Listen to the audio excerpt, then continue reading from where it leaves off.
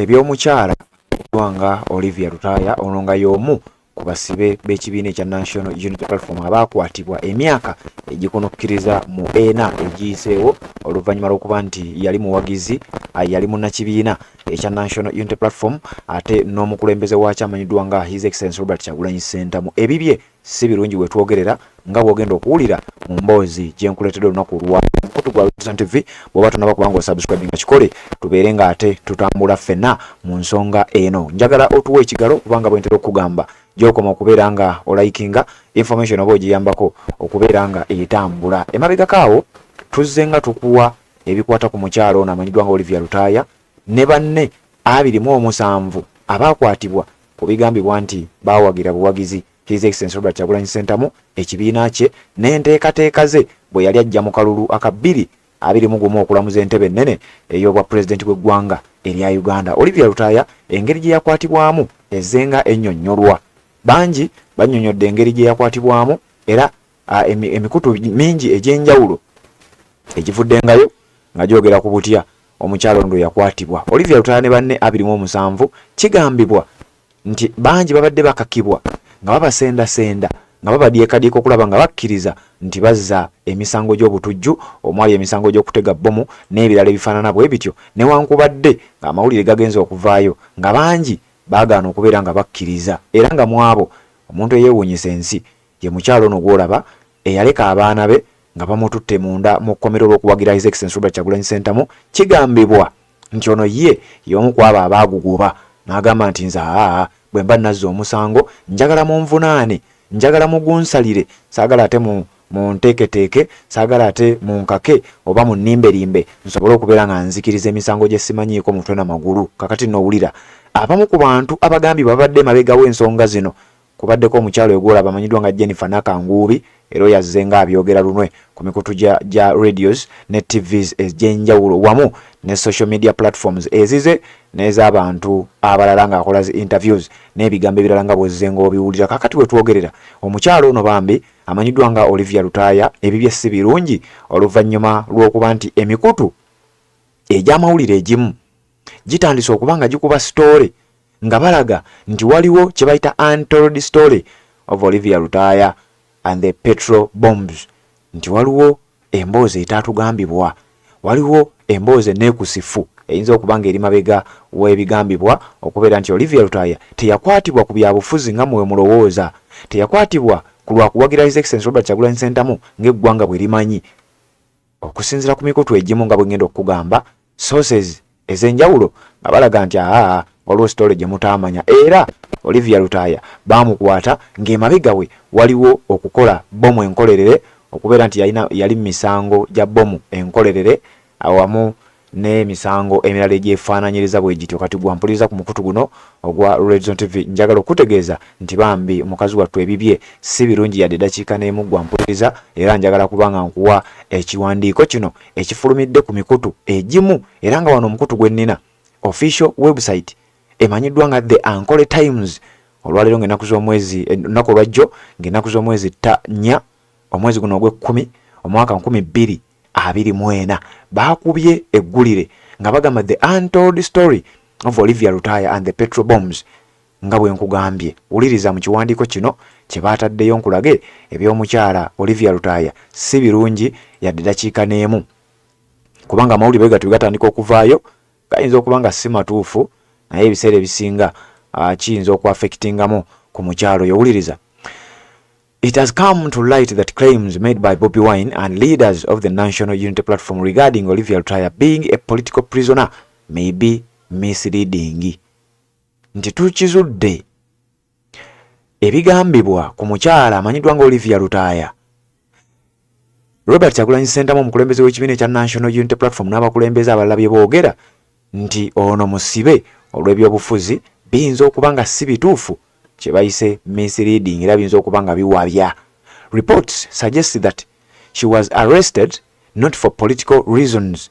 Nti okusinziira ku reports ziraga nti teyakwatibwa lwa nsonga za byabufuzi but for her involvement in the manufacturing and distribution of petrol bombs within the Kampala metropolitan area.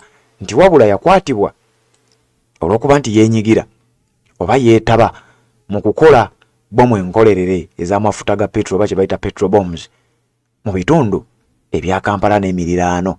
During the 2021 election period, the NUP orchestrated a plan to plant petrol bombs in Kampala. Uliriza nti mu kalulu ka 2021 ekibiina kya National Unity Platform mbu okusinziira ku article eno gye nkusomera, mbu ekibiina kya National Unity Platform kyali kirina plan, kyali kirina enteekateeka ey'okukola bomu enkolerere babere nga baziteeka bazisaasanya mu bitundu ebyenjawulo mu kibuga Kampala. The aim was to ensure that the swearing in of the President Museveni did not happen. Mbu nga bakola ebyo nga bagendereramu okulemesa okulayira kwoyo yali alangiriddwa General Kaguta Museveni. The meetings to plan the planting of the bombs were held at Chairman Nyanzi's residence. Mbu meeting zino ez'okuteekateeka bino mbu zaagenda maaso nga bazituuza mu maka aga Chairman Nyanzi. Uliriza bulungi, ngenda kuyitira mu kiwandiiko kino then nkuwene side endala. The meetings were chaired by Mavis Nachitende, also known as Mama Nsasagge. Mbu meeting zino zaakubirizibwanga omukyala amanyidwa nga Mama Nsasagge oba Mavis Nachitende, abangi bamanyi nga Mama Nsasagge. They were also attended by Olivia Narutaya, Segguja Rashid Sekitoliko Yasin, also known as Machete, Hadija in the charge of NUP welfare, who brought the money to buy the materials for making petrol bombs, Rugumayo report, NUP Chireka, Gaddafi and others.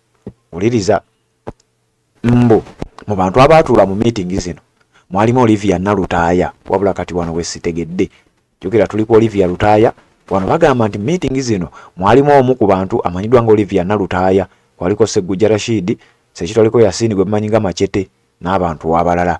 The group brought materials such as glass bottles, sand, cotton threads and petrol that were used for manufacturing homemade explosives, which were later used to set ablaze motor vehicles, especially those belonging to the government and the private companies.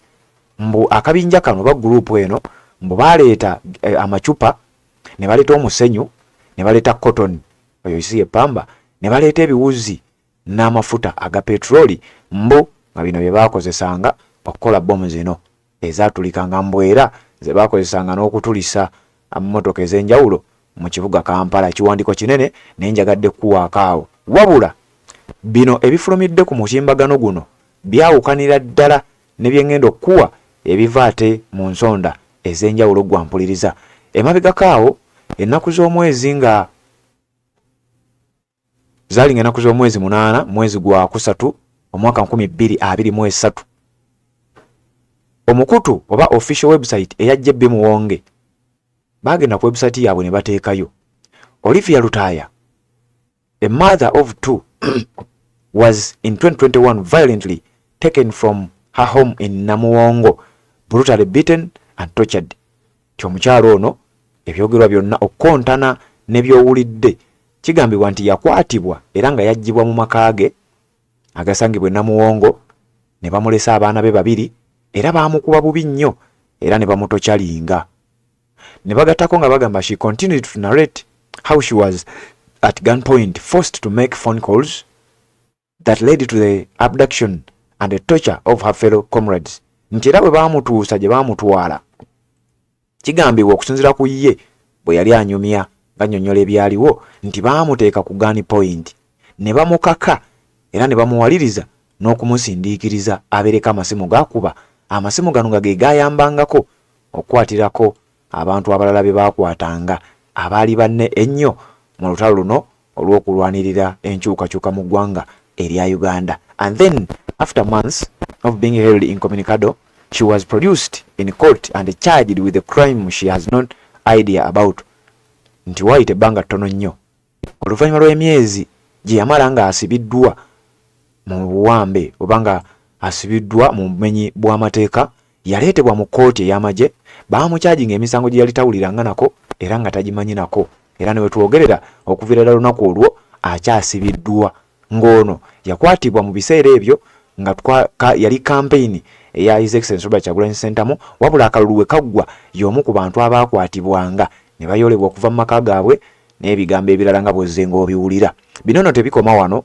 Omukutu ogwa Nile Post era ku website yaabwe nabo baagenda ne bassaayo eggulire erifaanana bwe riti. Eggulire lino baalikola nga 15 gwali mwezi gwa kuna omwaka guno gwennyini 2024 nga nabo bagamba Olivia Lutaya and 27 other NUP supporters denied bail again.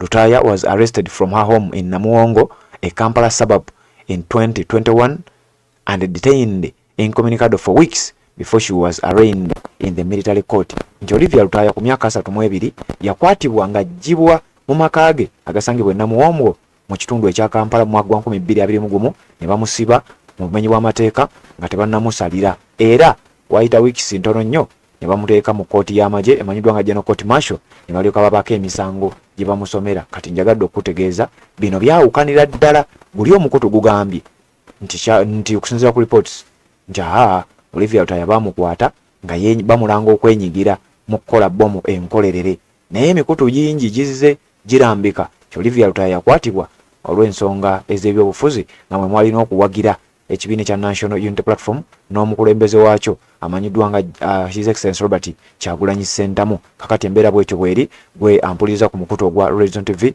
bw'oba tonaba kuba ng'osubscribe nga kikole tubeere nga tutambula ffenna wabula njagala tuwuliziganye mu updates eziddako wano wenjagala okuba nga ate omukuleke bya Olivia Lutaya si birungi yadde eddakiika n'emu oyinza okusharinga oba okugenda n'otuwa ekigalo kubanga gy'okoma okusharinga okulayikinga information oba ogiyambako okubeera ng'etambula. Assalamu alaikum wa rahmatullahi wa barakatuh. Amanya n'eddoboozi Haji Abdu omusomi w'eddua. Nkola ku nsonga ez'enjawulo emirimu nga gikutataganyeko ebyenfuna byo nga bidobonkanye ne oba oli bweru wa ggwanga emirimu gya kucankalanako jangu kusomere ku ddua okubeda nedda eddua zaabaawo eddua zisomibwa omuntu n'oterezebwa mu mbeera yonna ebadde kwesibyeko ekusibyeko akanyaaga. Nina ekyoto kyensobola okukumira wadde oli bweru wa ggwanga nga toli kumpi wano n'ofuna omukisa ogwo nawe n'osomerwako ku ddua nga nkuteddeko n'akabaani Allah ajja kusaasira ajja kwanukula. Kuba ku namba yange y'essimu 0752 44 71 56 ne ku WhatsApp kwendi mpereza obubaka sobole okuyamba. Assalamu alaikum wa rahmatullahi wa barakatuh.